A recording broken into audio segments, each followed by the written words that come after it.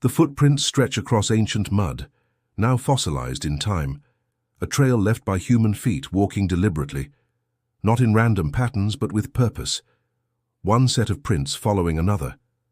The follower keeps pace, maintaining distance, never closing the gap, never falling behind. For miles, this dance continues across the prehistoric landscape. A record of the first hunt, but not a hunt for deer or mammoth. This was something different, the first time one human tracked another, the birth of a darker instinct, the moment violence became calculated. Imagine standing at the edge of that ancient plain, the air crisp with morning dew. You can see the hunter moving with practiced patience, tracking the unwitting prey, another human being. Welcome to a journey through humanity's darkest evolution, the story of how we became not just hunters of animals, but hunters of our own kind. A documentary exploration of violence's earliest emergence. The question that will guide our investigation is deceptively simple. When did humans first deliberately kill other humans? Not in reflexive defense, not in momentary rage, but with premeditation and purpose. The archaeological record holds tantalizing clues: skulls bearing the distinctive marks of weapons, cave paintings depicting scenes of conflict, burial sites arranged in ways that suggest execution rather than ceremony. But the evidence remains fragmentary, open to interpretation. Layers of time have obscured the truth, and our modern sensibilities struggle to comprehend the minds of our earliest ancestors. The picture remains incomplete. What we know with certainty is that human violence emerged long before civilization, before written language, before organized warfare. In the shadowy prehistory where our species was still defining itself. Tonight we'll piece together this ancient puzzle, drawing from archaeology, anthropology, primatology, and evolutionary psychology, searching for the moment when one human first decided to end the life of another. This is not merely academic curiosity. Understanding the origins of human violence may help us comprehend its persistence. Why, despite all our technological and social advancement, do we still kill? What drives this impulse? Throughout history, we've explained violence through many lenses. Religious texts speak of original sin and fallen nature. Philosophers debate whether humans are inherently good or evil. Scientists seek genetic and neurological explanations. But to truly understand, we must return to the beginning, to trace violence from its first appearance, to ask not just how, but why, to explore what ecological or social conditions might have triggered this evolutionary turn. The evidence will lead us across continents and millennia, from African savannas to European caves, from the Middle East's Fertile Crescent to the Americas, each location holding pieces of our violent past.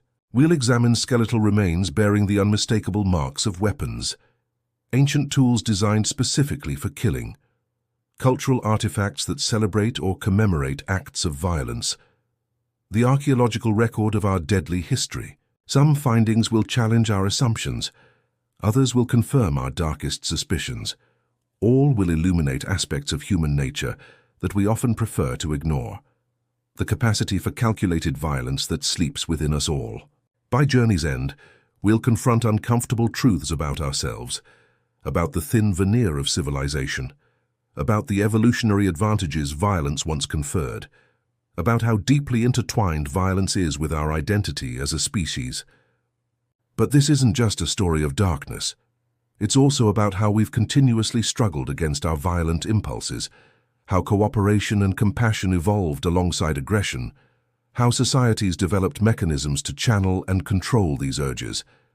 The footprints in ancient mud tell a story of predator and prey, of the hunter and the hunted, of the moment when humans first turned their remarkable intelligence toward ending the lives of their own kind. As we follow these tracks through time, we invite you to consider not just when we became killer, but why, not just how violence shaped our past, but how understanding it might help us create a different future. Chapter 2. Premise and Stakes. The question of when humans first deliberately killed other humans isn't merely academic. It strikes at the very core of how we understand ourselves. Are we inherently violent, or did we learn to kill? The stakes of this inquiry extend beyond historical curiosity. How we answer shapes our view of human nature itself. It influences our laws, our child-rearing, our social structures, our very conception of what it means to be human. If violence is innate, hardwired into our biology through millions of years of evolution, then our moral philosophies, religious teachings, and social controls are merely thin restraints, necessary barriers against our darker nature. But if violence is learned, a cultural innovation that spread like technology, then we might imagine a world where it could be unlearned, where the capacity for calculated harm isn't inevitable, where peace is our natural state. Consider how different human history might appear through these opposing lenses. If violence is innate, our achievements lie in controlling it. If violence is learned, our failure has been in perpetuating it. Two radically different stories. The earliest evidence challenges simple narratives. Some archaeological sites reveal communities that lived for generations without signs of violence. Others show trauma patterns suggesting systematic killing. The picture is complex, resisting easy categorization. What would it mean if we discovered human violence emerged later than we thought? That for thousands of years, early humans lived without killing one another. It would fundamentally alter our understanding of what civilization has gained or lost. Conversely, what if the evidence showed that lethal violence predates humanity itself? That our common ancestor with chimpanzees already possessed this capacity? It would suggest violence runs deeper in our lineage than previously believed. These questions become more urgent in our modern context, with weapons capable of unprecedented destruction, with technologies that amplify both our capacity for empathy and our ability to dehumanize others. Understanding our relationship with violence has never been more critical. The answers also hold implications for how we address violence today. If it's hardwired, we might focus on containment and control. If it's learned, we might emphasize prevention and education. Different origins suggest different solutions. This documentary doesn't claim definitive answers. The evidence remains too fragmentary, too open to interpretation. Instead, we offer a journey through what we know, what we suspect, what remains mysterious. Archaeological discoveries in recent decades have revolutionized our understanding. Sites previously interpreted as showing violence have been re-examined. New technologies allow more precise dating and analysis. Our picture continues to evolve. At Jebel Sahaba in Sudan, archaeologists uncovered what may be evidence of the first organized warfare. Dating to approximately 13,000 years ago, this cemetery contains 61 individuals, many bearing wounds from projectiles and other weapons. But even this evidence raises questions rather than answering them definitively. Were these deaths the result of sustained conflict, a single massacre, ritualistic killings? The context remains elusive, the interpretation contested. Earlier still, fossils from our evolutionary relatives tell contradictory stories. Some Neanderthal remains show signs of healing from serious injuries, suggesting care rather than abandonment, while others bear marks consistent with cannibalism. The story grows more complex as we look at our closest living relatives. Chimpanzees have been documented conducting something akin to warfare, organized patrols that attack isolated members of neighboring groups, suggesting violence may predate humanity itself. Yet bonobos, equally close to humans genetically, show remarkably different behavior patterns, resolving conflicts through sexual behavior rather than aggression, maintaining peace through female-dominated social structures, offering an alternative evolutionary path. What if humans once existed at this same crossroads, between the chimpanzee and bonobo models? What ecological or social pressures might have pushed us toward one path rather than another? What might have been different? The stakes extend to our future as much as our past. Understanding the roots of violence might help us address its modern manifestations. From interpersonal aggression to warfare, from structural violence to genocide, knowledge offers possibility. As we proceed, we'll encounter evidence that challenges comfortable assumptions, that forces us to reconsider what we thought we knew about our ancestors, about ourselves, about the dark capacity that has shaped human history. Chapter 3. Historical context. To understand when humans first hunted other humans, we must establish a timeline. Our species, Homo sapiens, emerged approximately 300,000 years ago in Africa. But we weren't the only humans walking the earth. For much of our early existence, we shared the planet with other human species. Neanderthals in Europe and Western Asia, Denisovans in Eastern Asia, the diminutive Homo floresiensis in Indonesia, a world populated by diverse human kinds. This coexistence raises our first critical question. Did early Homo sapiens deliberately kill these other humans? Did we play a role in their extinction? Or did we largely avoid one another, with climate and competition deciding their fate? The archaeological record offers tantalizing hints, but no definitive answers. Some Neanderthal sites show evidence of trauma, but whether inflicted by sapiens, other Neanderthals, or accidents remains unclear. The silence of prehistory preserves its secrets. We know that early humans were accomplished hunters. By 400,000 years ago, our ancestors were using wooden spears to kill large prey. The capacity to plan, coordinate, and execute lethal attacks was well established, but against animals, not necessarily other humans. The cognitive abilities required for hunting are the same needed for warfare. Anticipating movement, coordination, using terrain advantageously. The mental toolkit for killing animals easily transfers to killing humans. Our ancestors lived in small bands, typically 25 to 150 individuals. These groups were primarily family-based, with strong kinship ties. Resources were shared, territories defended. The social structure that would later support warfare was taking shape. Climate fluctuations during this period were extreme. Ice ages advanced and retreated. Resources became abundant, then scarce. These pressures would have put groups in competition, creating conditions where conflict might emerge. The first definitive evidence of violence between humans appears around 25,000 to 30,000 years ago. Though isolated incidents likely occurred much earlier, the archaeological record begins to show skeletal trauma consistent with weapons. The unmistakable signature of conflict. One compelling early case comes from Sungir, Russia, dating to 34,000 years ago. Here, archaeologists found a male skeleton with a projectile point embedded in the thoracic vertebra, a lethal wound delivered with precision. The weapon wasn't merely found near the body, it was inside it. The point had penetrated from the front, angled upward through the chest, a trajectory consistent with deliberate attack.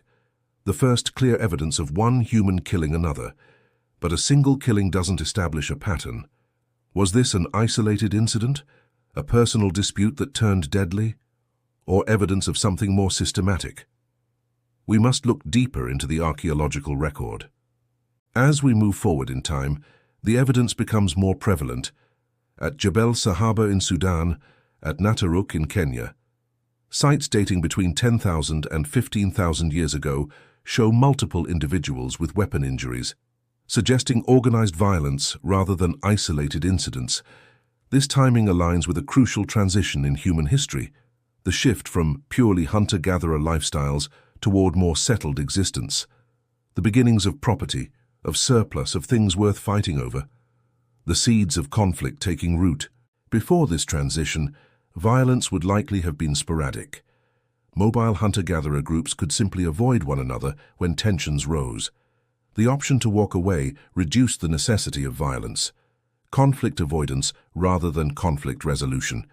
But as populations grew and mobility decreased, avoidance became less viable. Territories became more fixed, more defended, resources more claimed, more contested. The conditions for systematic violence were taking shape.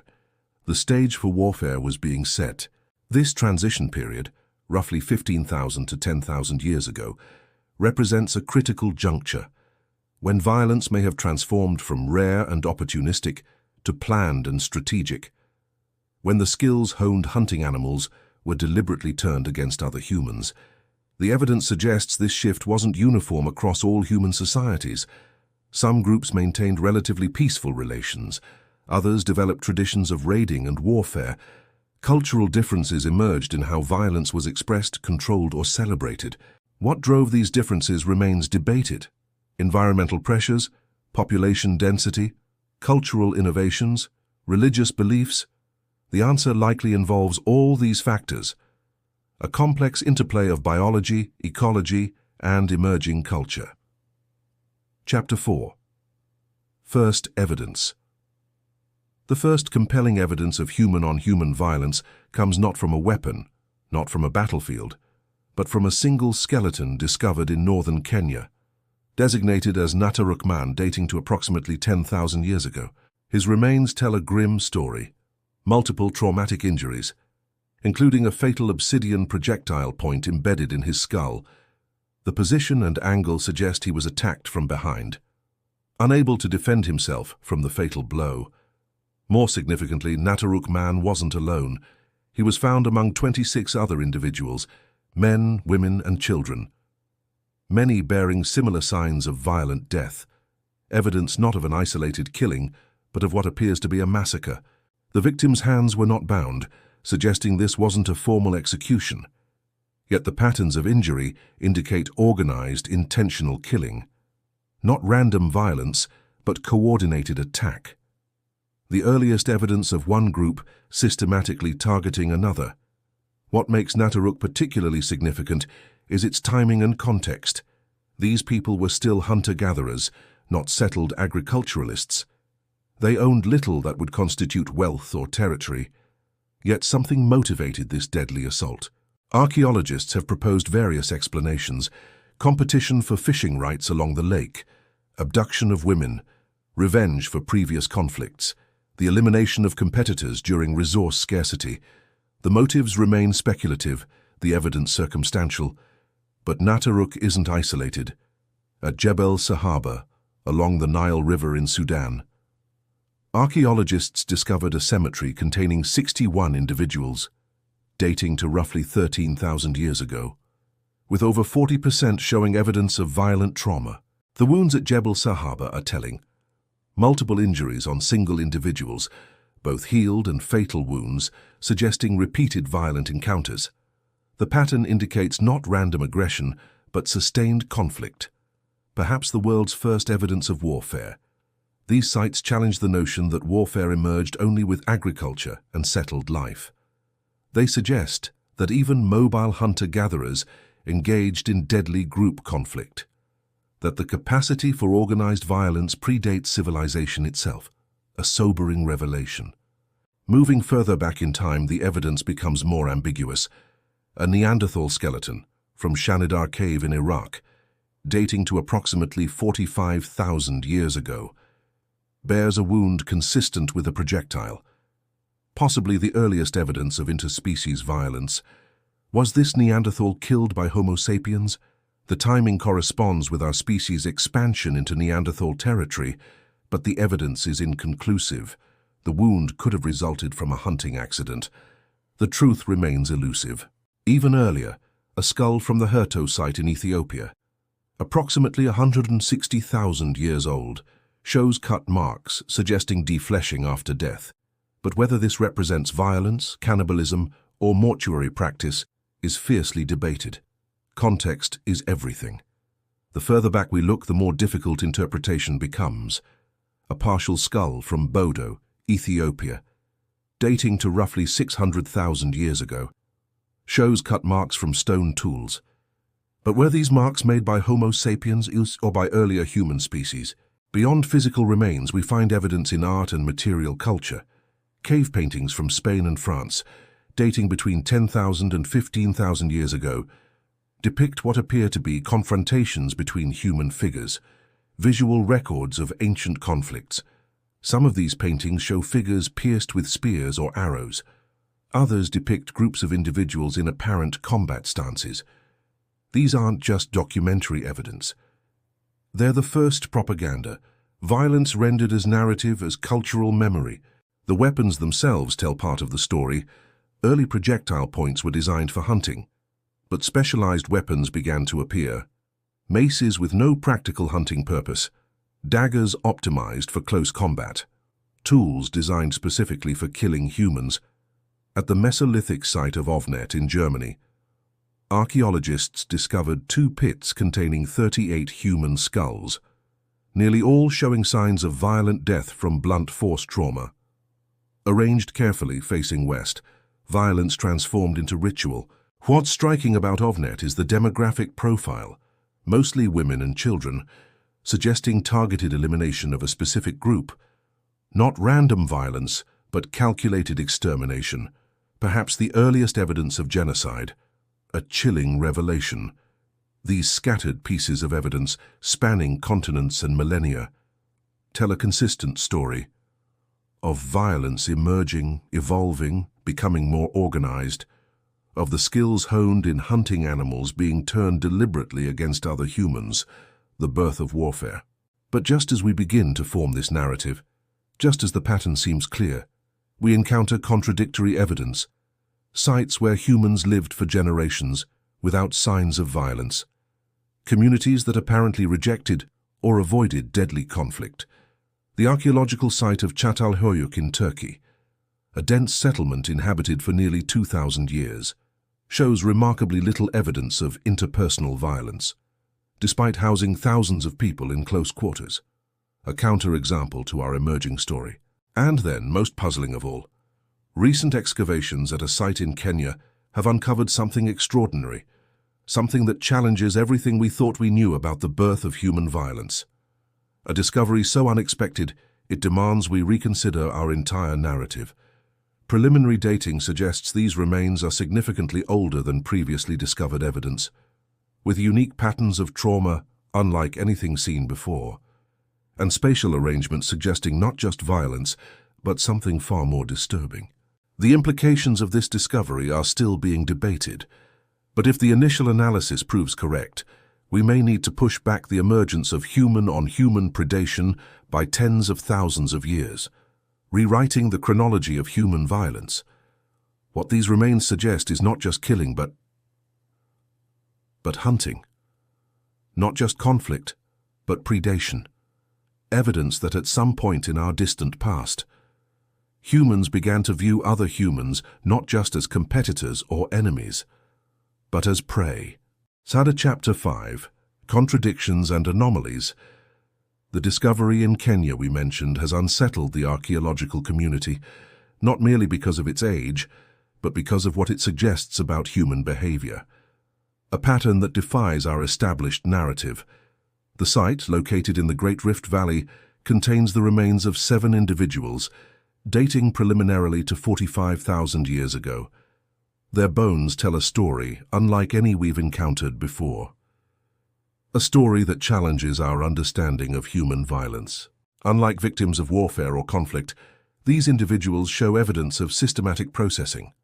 Cut marks consistent with defleshing, long bones broken for marrow extraction, skulls carefully opened, the unmistakable signatures of cannibalism. But this wasn't survival cannibalism, consuming the dead during times of extreme scarcity. The archaeological context suggests abundance. Animal remains indicate plentiful food sources. This appears to be something else entirely, ritual or preference. Most disturbing are the spatial patterns. The remains weren't found in a burial context, but scattered among food waste, processed in the same location as animal prey, suggesting these humans were viewed as simply another food source. Yet this evidence contradicts what we know about early human societies. Anthropological studies of modern hunter-gatherers show strong taboos against killing group members, elaborate systems for resolving conflicts non-violently, mechanisms for maintaining social cohesion. How do we reconcile these contradictions? If early humans possessed the social structures that should have prevented such behavior, what circumstances might have led to the treatment of other humans as prey? The answers remain elusive. This isn't the only anomaly in our understanding of early human violence. At Krapina in Croatia, Neanderthal remains dating to 130,000 years ago show similar evidence of processing. But was this cannibalism? or an unknown mortuary practice. The interpretation of ancient evidence is fraught with uncertainty. We view the past through the lens of our present understanding. We risk projecting our assumptions onto fragmentary evidence, seeing what we expect to see rather than what's actually there. Consider the site of Herxheim in Germany, initially interpreted as evidence of cannibalism, later reinterpreted as an elaborate burial ritual. Same evidence, different conclusions. The past remains stubbornly ambiguous. Even more perplexing are sites that show evidence of care alongside violence. At Shanidar Cave, a Neanderthal individual suffered multiple injuries, yet survived for years afterward. Someone cared for this disabled individual. The same species capable of violence also practiced compassion. This capacity for both cruelty and kindness isn't limited to our species. Chimpanzees have been observed caring for injured group members, while also conducting lethal raids against neighboring communities. The duality appears deeply rooted in our evolutionary history. Further complicating our understanding are the weapons themselves. Early projectiles like spears and arrows were initially developed for hunting animals. Their use against humans represents a technological repurposing.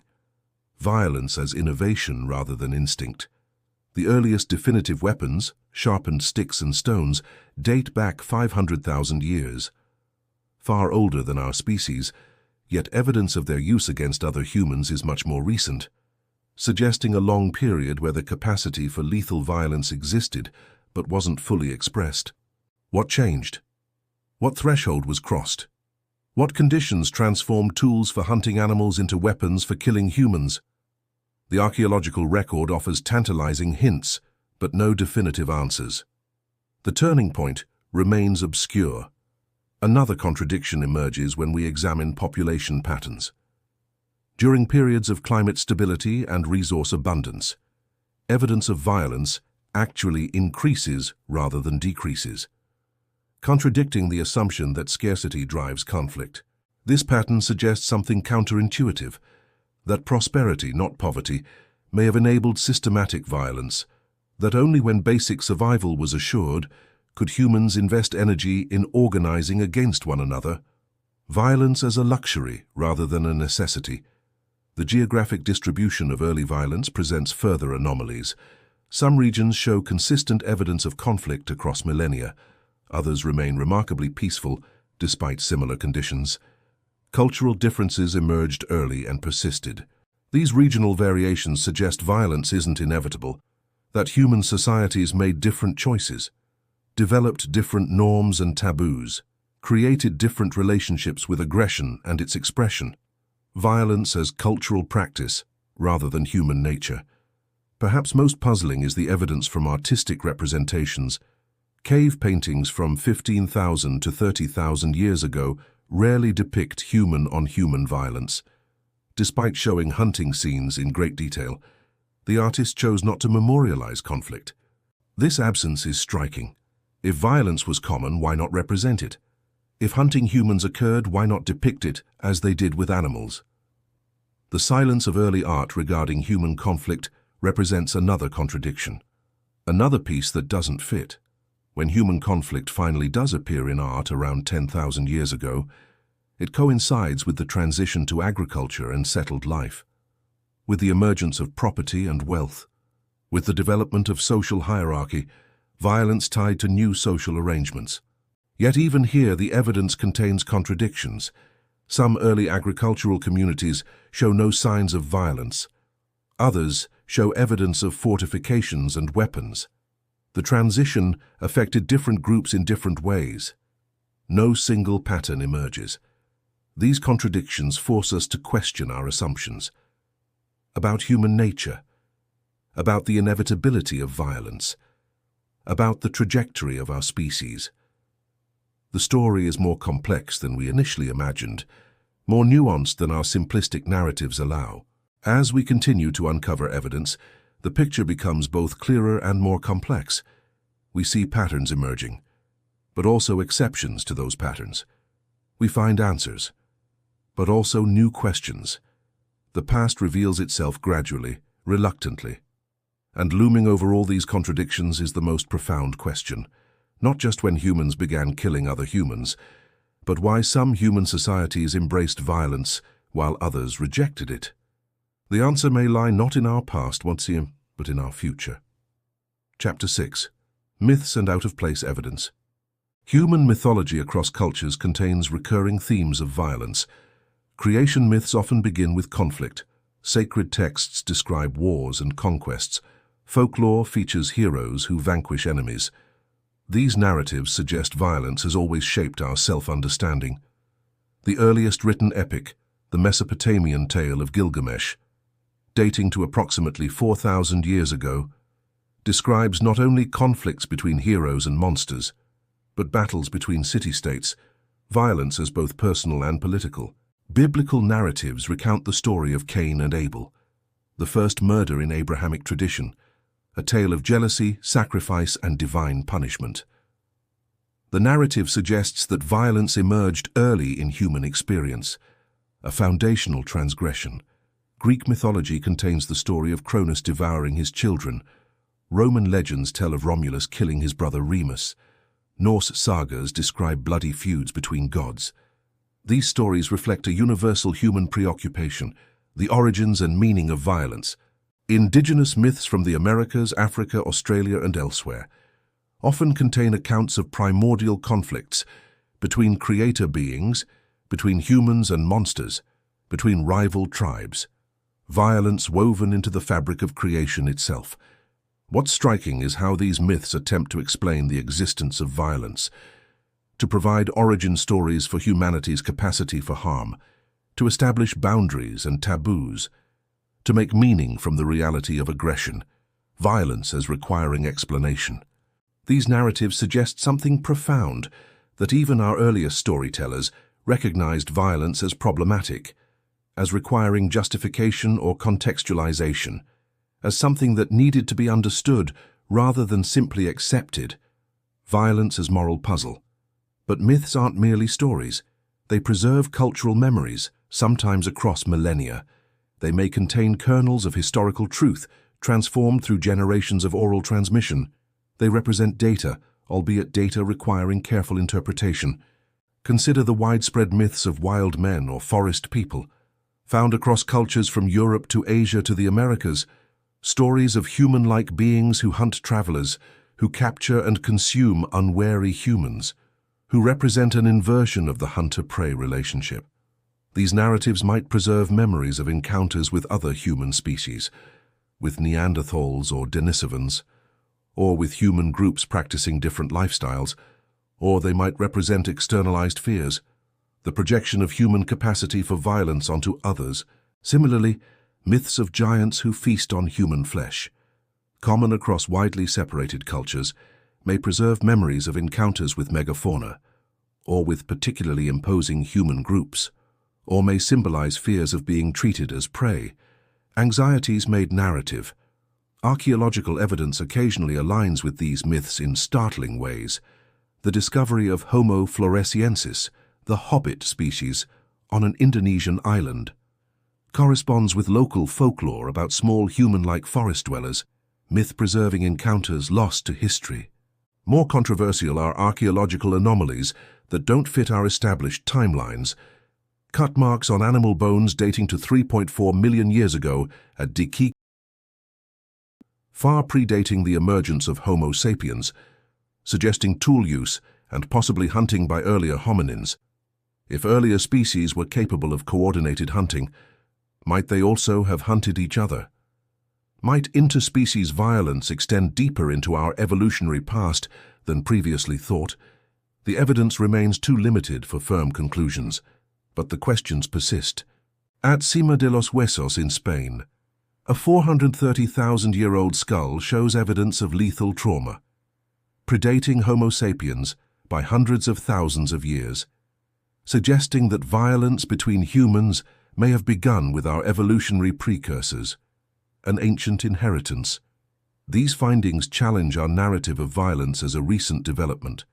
They suggest the capacity for lethal aggression against our own kind may be deeply rooted, not a cultural innovation, but an evolutionary adaptation. a disquieting possibility. Even more controversial are claims of evidence for organized violence dating to periods before consensus timelines.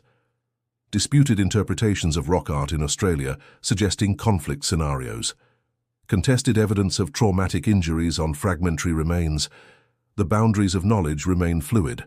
Some researchers point to the Qesem cave in Israel, where evidence suggests systematic cannibalism as early as 400,000 years ago, by Homo heidelbergensis, not Homo sapiens, potentially pushing back the timeline for humans consuming humans by hundreds of millennia. The implications are profound. If violence between humans predates our species, if earlier hominins engaged in systematic killing or cannibalism, then the capacity for such behavior may be more deeply embedded in our evolutionary psychology than we've acknowledged. Yet we must approach such evidence cautiously. Taphonomic processes, how remains are preserved and altered after death, can mimic signs of violence. Cut marks from stone tools can resemble predator damage. Context is crucial for interpretation. The mythological record contains another category of evidence: stories of peaceful golden ages, narratives of times before violence emerged, Eden before the fall. Utopias lost to human transgression. These too may preserve cultural memories of transitions from peace to conflict. These myths of lost harmony appear across cultures, from Taoist concepts of original perfection to Aboriginal Australian Dreamtime to Hesiod's Ages of Man. They suggest a universal human intuition that violence represents a departure from our natural state. This contradicts evolutionary narratives that frame aggression as adaptive, that position violence as conferring survival advantages, that see conflict as inevitable given resource competition. These myths suggest an alternative understanding: violence as deviation rather than norm. Some anthropologists point to contemporary hunter-gatherer societies with remarkably low rates of violence: the Hadza of Tanzania, the Bayaka of Central Africa, the Matu of Australia, groups that maintain peace through sharing, mobility, and flexible social structures. These modern examples can't be directly extrapolated to prehistory, but they demonstrate that low-violence human societies are possible, that cooperation can prevail over competition, that alternatives to aggression can be culturally maintained, violence as choice rather than destiny. The archaeological and mythological records thus present contradictory narratives: evidence of violence alongside evidence of peace, stories of aggression alongside stories of harmony. The truth likely lies not in choosing one narrative over the other, but in understanding their coexistence. Perhaps most intriguing is the evidence suggesting that cannibalism, consuming other humans, has emerged independently across cultures and time periods. As both survival strategy and ritual practice, the ultimate transformation of humans from person to prey, sites from Grandolina in Spain 800,000 years ago to Gough's Cave in England 14,700 years ago, from Mancos in Colorado 1150 CE to Fiji in the 19th century, show remarkably similar processing patterns. Despite vast separations in time and space, this convergent evolution of cannibalistic practices suggests something troubling: that the capacity to view other humans as food sources may be a persistent potential, emerging under certain conditions, a line that can be crossed regardless of cultural context. Chapter 7. Stakes Escalation. As we've examined the evidence for the emergence of human-on-human violence, a disturbing pattern has emerged, not just of when we began killing each other, but of how that violence has transformed across time, growing more organized, more sophisticated, more devastating. This evolutionary trajectory raises the stakes of our investigation. We're not merely examining historical curiosities. We're tracing the development of behaviors that continue to shape our world, that determine whether we survive as a species. Violence as existential threat. The evidence suggests several critical transitions, from opportunistic aggression to planned violence, from individual conflicts to group warfare, from limited skirmishes to total destruction, each shift representing an escalation. A new threshold crossed, The first transition appears to have occurred approximately 20,000 years ago, when sporadic, individual violence gave way to organized raiding, when the targeting of specific individuals expanded to targeting groups, when killing became systematic rather than situational. Evidence for this transition comes from sites like Jebel Sahaba, where patterns of injury suggest not random aggression, but coordinated attacks, where victims include women and children, not just adult males, where violence expanded beyond competitors to include non. This represents a profound shift in human behavior, from violence as response to violence as strategy, from killing as reaction to killing as intention, from conflict as event to warfare as institution, the birth of organized human predation. The second major transition accompanied the emergence of agriculture and settled communities, approximately 10,000 years ago, when temporary raiding parties evolved into standing armies, when seasonal conflicts became perpetual warfare, when violence became professionalized. Archaeological evidence for this transition includes the first fortified settlements, the emergence of specialized weapons designed specifically for killing humans, the appearance of mass graves containing victims of coordinated attacks, violence becoming infrastructural. This period also saw the emergence of specialized warrior classes, individuals whose primary social role was violence, the development of martial training, the creation of cultural systems celebrating aggression, violence becoming not just strategic but ideological. These transitions have accelerated across human history, from tribal conflicts to state warfare, from conventional battles to total war, from limited nuclear exchanges to mutually assured destruction, each escalation making violence more efficient, more devastating, more existential. This pattern forces us to confront uncomfortable questions. Is violence an inherent human trait that technology merely amplifies? Or does technology itself shape our capacity for violence? Does our trajectory reflect our nature or our choices? Violence as destiny or decision? The stakes of these questions couldn't be higher.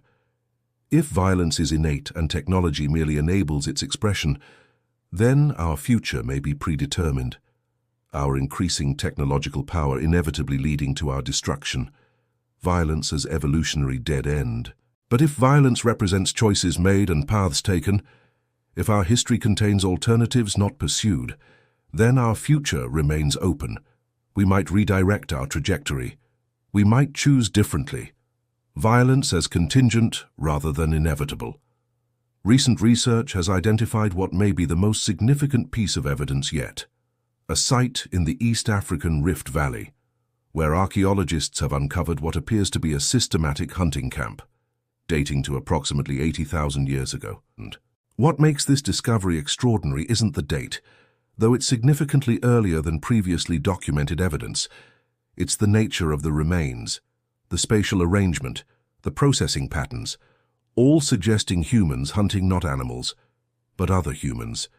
The site contains the remains of 26 individuals, their bones bearing cut marks consistent with defleshing, their skulls systematically processed, their long bones broken for marrow extraction, all hallmarks of prey processing, not burial or ritual. Most significant is the demographic profile. All young adults, predominantly male, all showing evidence of excellent health and nutrition, all with skeletal markers suggesting they belong to a different population than those who processed them. Prey selected for optimal return. This evidence suggests something profoundly disturbing. Not just humans killing humans, but humans hunting humans, systematically targeting another group, processing them as prey. The ultimate transformation of violence from conflict to predation.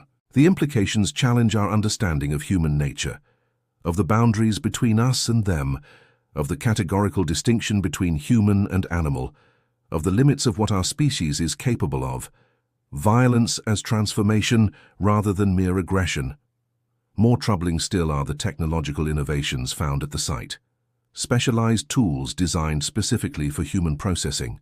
Strategic planning evident in the hunting location, evidence of techniques for tracking human prey, violence as technological advancement. This discovery forces us to reconsider earlier evidence. to re-examine sites previously interpreted through different frameworks, to question whether human predation might have been more common than we've acknowledged, violence as hidden pattern in our evolutionary history. If confirmed, this evidence would push back the emergence of systematic violence by tens of thousands of years, placing it not at the dawn of agriculture, not even at the emergence of modern human behavior, but deep within our species' development, violence as formative experience. The timing coincides with a critical period in human evolution, when symbolic thinking was emerging, when complex language was developing, when cultural transmission was accelerating, raising disturbing questions about the relationship between violence and human cognition. Could violence have played a role in shaping human intelligence? Did the cognitive demands of hunting other humans, equally intelligent, equally strategic prey, drive cognitive evolution? Did our remarkable minds evolve not despite our capacity for violence, but because of it? This possibility represents the ultimate escalation of stakes, not just questioning when violence emerged, but whether violence helped create what makes us human, whether our consciousness, our culture, our very humanity might be entangled with our capacity for violence. If true, this would force us to reconsider everything. Our moral frameworks that position violence as aberration, our hope that aggression might be eliminated through cultural evolution, our fundamental understanding of ourselves as a species. Violence as constitutive rather than corrupting, yet the evidence remains contested, dating methods questioned, alternative interpretations proposed, the site's significance debated, the pattern not yet conclusively established, the truth still emerging from the shadows of prehistory. What remains undeniable is that violence has shaped human history, from our earliest beginnings to our present moment, from individual aggression to global warfare, from opportunistic killing to systematic extermination.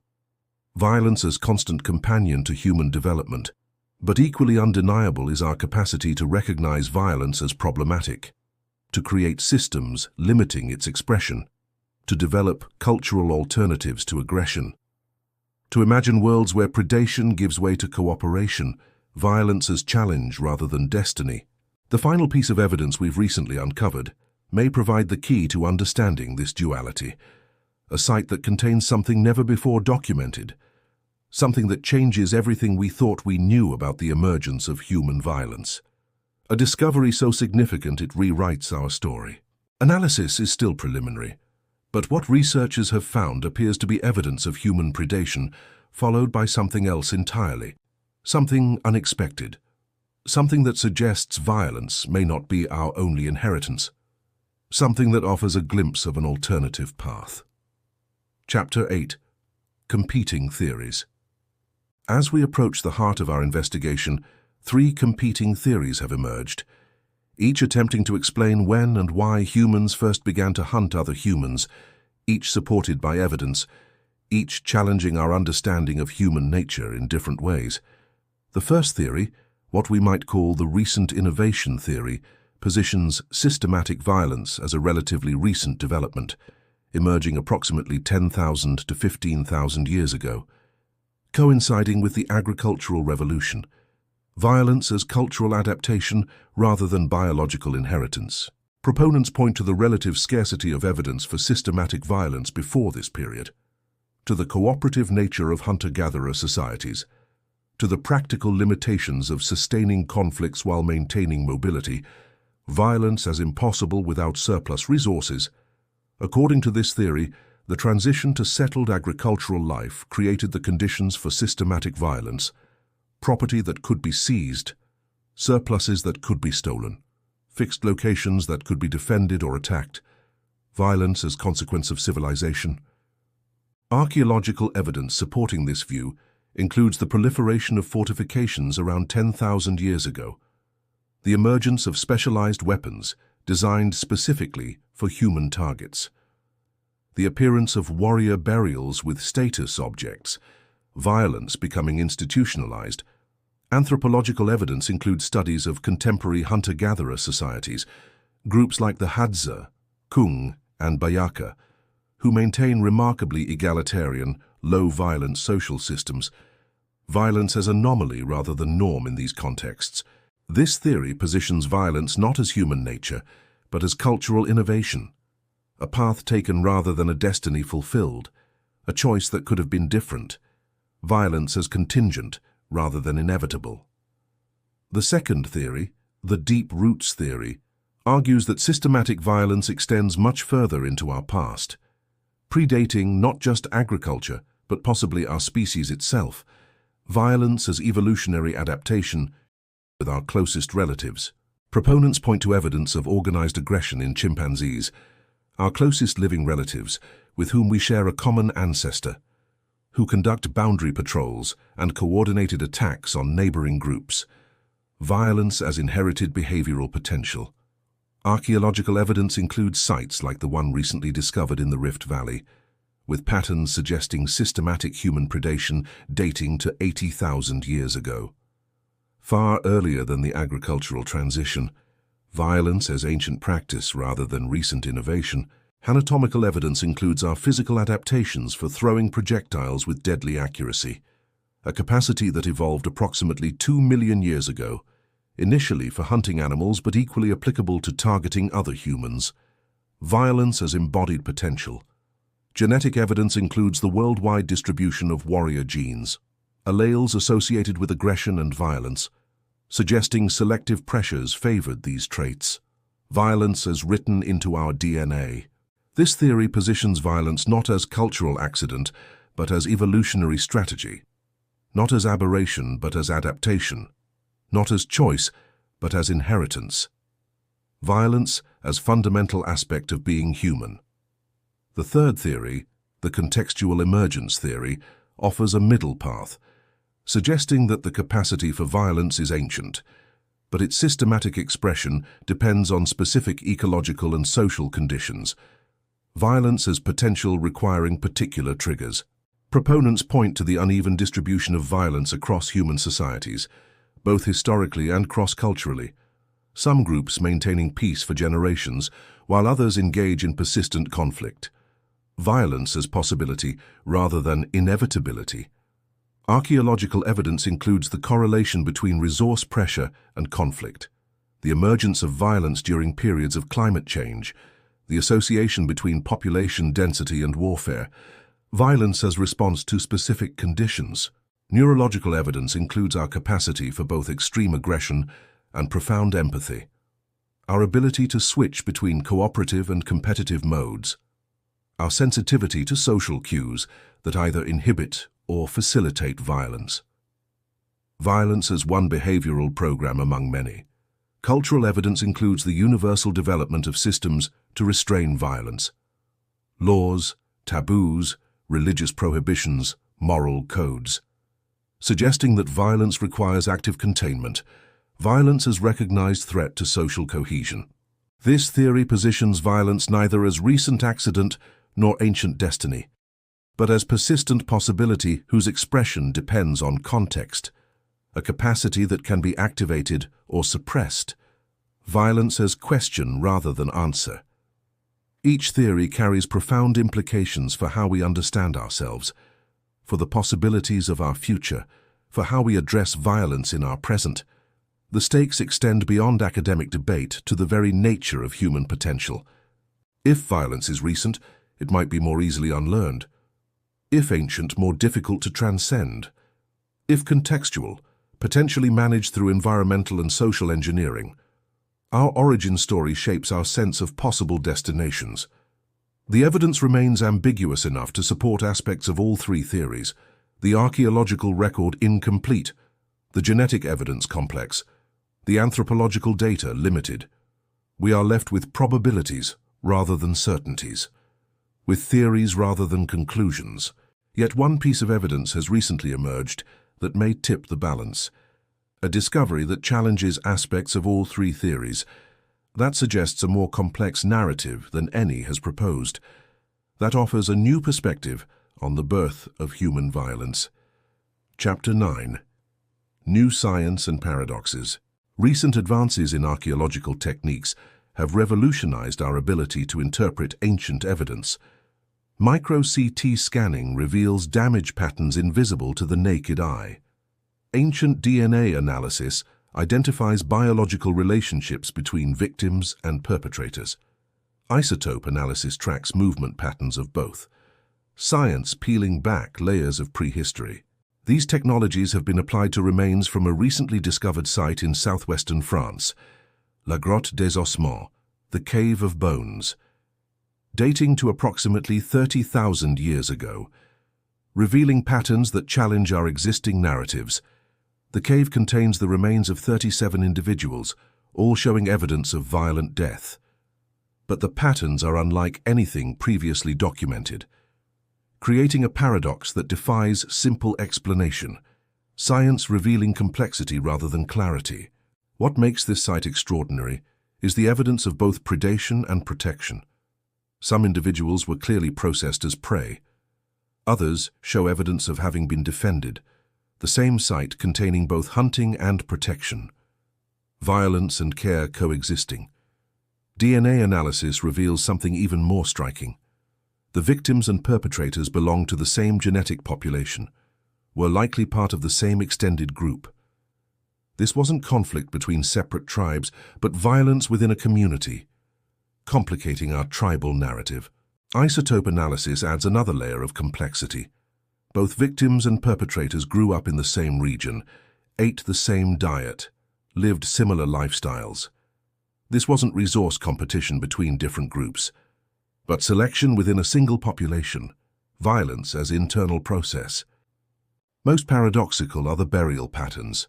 Some individuals were processed as prey, others carefully buried with grave goods, still others showing evidence of both. Processed first, then ritually buried. Violence followed by reverence. Followed by commemoration. These patterns defy simple categorization. They don't align neatly with warfare, cannibalism, or ritual. They suggest something more complex, a practice that combined elements of all three. Violence as multidimensional rather than unitary phenomenon. Equally significant is what researchers found in a separate chamber of the cave. Art depicting the very practices evidenced in the remains. Paintings showing human hunting human, but also showing reverence for the hunted. Violence represented as transformative rather than merely destructive. This combination of evidence suggests something profound, that early human violence may have contained dimensions lost to modern understanding, that predation and reverence could coexist, that killing could be simultaneously practical and sacred, violence as complex cultural practice. These findings align with recent anthropological research on headhunting cultures, groups like the historical Naga of India, the Marind Anim of New Guinea, the Shuar of Ecuador, who viewed taking human life as both practical action and spiritual transformation, violence as transcendence. In these cultures, the killed enemy wasn't merely eliminated, but incorporated, their essence absorbed through ritual consumption, their identity transformed rather than destroyed, violence as assimilation rather than annihilation. This perspective creates a paradox for our modern understanding. We conceptualize violence as separation, us versus them, but some ancient practices suggest violence as connection, as incorporation of the other, as transformation rather than elimination, violence as relationship rather than rupture. Neuroscience offers another paradoxical insight. Brain imaging studies show that the neural pathways activated during aggression overlap significantly with those activated during bonding and attachment. The capacity for violence and connection sharing biological foundations, violence and empathy as neurologically linked, this connection makes evolutionary sense.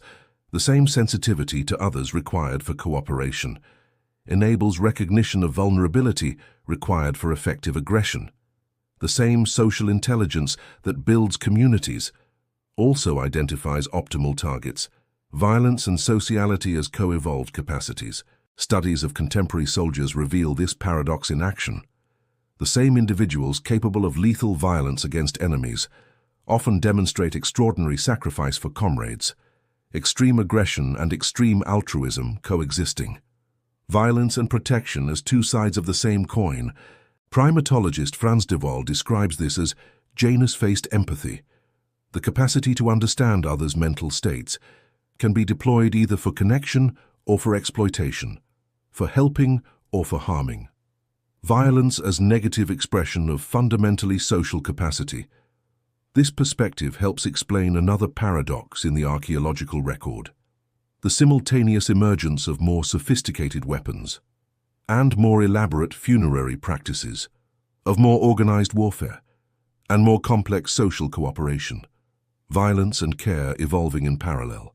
Geneticists have identified another dimension of this paradox. The same genetic variants associated with aggressive behavior also correlate with heightened pro-social behavior in supportive environments. The same predispositions can express as either violence or extraordinary generosity, violence as potential rather than program. Even more recently, epigenetic research has revealed how early childhood experiences can activate or suppress these genetic potentials, how trauma can cascade across generations, how violence can become cyclical, but also how this cycle can be interrupted, violence as pattern rather than destiny. This emerging science suggests that violence isn't a single phenomenon, but a complex constellation of behaviors with multiple origins, expressions, and meanings, some ancient, some recent, some universal, some culturally specific. Violence as multidimensional rather than unitary. What emerges from this complexity isn't a simple answer, but a new framework for understanding, not when humans first hunted humans, but how the capacity for both extraordinary violence and extraordinary cooperation evolved as intertwined potentials, violence and connection as dual inheritance. This framework helps explain the puzzling variations in the archaeological record, the societies that maintained peace for generations alongside those marked by chronic conflict. The evidence of both predation and protection at sites like La Grotte des Ossements, violence as possibility rather than inevitability. But one critical piece of evidence remains to be examined, a discovery so recent it hasn't yet been fully analyzed. Findings so significant they may resolve the central paradox and answer our original question: not just when humans first hunted humans, but why? Chapter 10. The Big Reveal. In 2019, a team of archaeologists working in the Blombos cave in South Africa made a discovery that would transform our understanding of human violence, not through new physical evidence, but through reinterpretation of evidence hiding in plain sight. The team was re-examining ochre blocks dating to approximately 100,000 years ago, using new imaging technology to enhance faint engravings. When they discovered something extraordinary, markings previously thought to be abstract patterns that revealed themselves to be something much more specific. The engravings depicted humans hunting humans, not as warfare, not as ritual, but as systematic predation, representations of one group tracking, killing, and processing another, the earliest known depiction of humans hunting humans.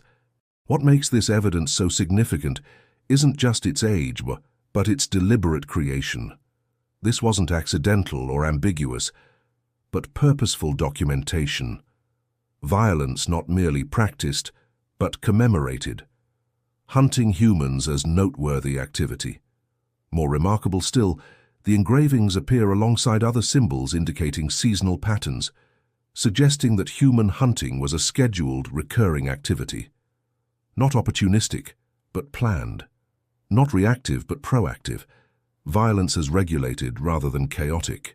Chemical analysis of residues found on stone tools at the same site revealed traces of human blood on implements otherwise used for animal processing, supporting the interpretation of the engravings.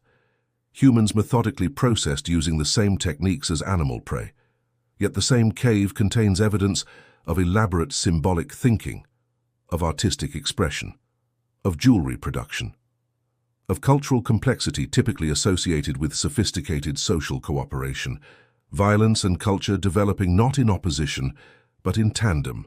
This evidence aligns with findings at other early sites, at Clay's river mouth, at Kafza Cave, at Border Cave, where signs of both violence and symbolic culture emerge simultaneously, suggesting not separate developments, but interconnected capacity. The implication is profound. Human violence, specifically the hunting of other humans, didn't emerge after symbolic thinking, or before it, but alongside it, as part of the same cognitive transformation, violence as expression of emerging humanity rather than regression from it. This timing coincides with what paleoanthropologists call the creative explosion, the period approximately 100,000 to 70,000 years ago, when Homo sapiens began producing art, symbols, and complex tools. When what we recognize as human culture fully emerged, violence as component of cultural revolution. Genetic evidence supports this timeline. Analysis of genes involved in brain development shows significant selection pressure during this same period, our cognitive architecture evolving rapidly. Violence and creativity sharing developmental foundations, both requiring imagination, planning, and theory of mind.